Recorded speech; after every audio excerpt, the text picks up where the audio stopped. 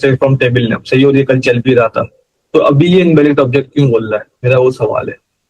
ये नंबर या वेरिएबल है नहीं, ये जैसे सिलेक्ट की क्यों है, सिंपल, इसमें कुछ है ही नहीं।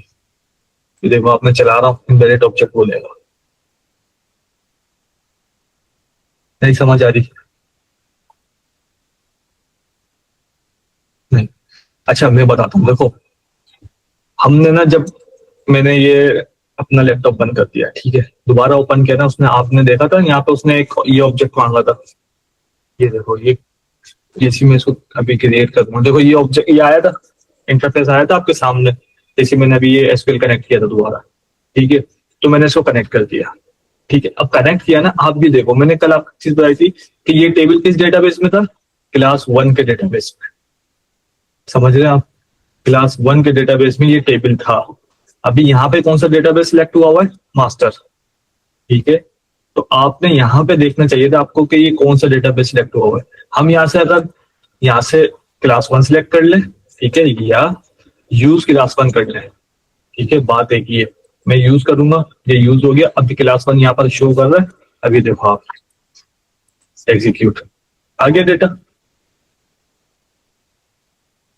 अब चल गया टेबल। तो जिस जो टेबल जिस डेटाबेस में होगा, आपने वो डेटाबेस को सिलेक्ट करना है, ठीक है। अब वो एक थोड़ा सा एडवांस चीज है, वो मैं आपको बताऊंगा कि अगर फॉर एग्जाम्पल आप मास्टर में ही हो, ठीक है, या कोई दूसरे डेटाबेस के अंदर हो, ठीक है। अब मैं इसको दोबारा चला रहा हूँ, ठीक है, दोबारा नहीं चलेगा ये।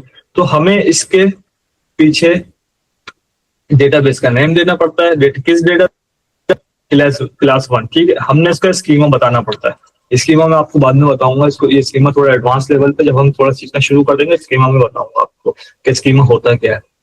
हम देते हैं, अगर आप दूसरे डेटाबेस पे हो, ठीक है, जैसे आप किसी और डेटाबेस में, किसी भी डेटाबेस में, ये जिस डेटाबेस में टेबल पड़ा हुआ उसके अलावा आप किसी भी डेटाबेस के अंदर हो, ठीक है। तो आपने कैसे चलाओगे क्यूरी को, select static from database name, schema name, then your table name, ठीक है। अब आप देखो, पहले ये एरर दे रहा था ना मास्टर के अंदर, सही है।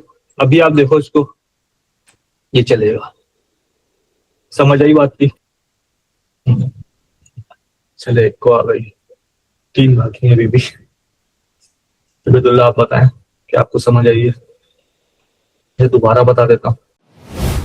अब हम आते हैं अब अपने टॉपिक के ऊपर। हमारा टॉपिक था, अब यहाँ पर है, कितने कॉलम है हमारे पास, 2 कॉलम है, ठीक है। आज हम टेबल क्रिएट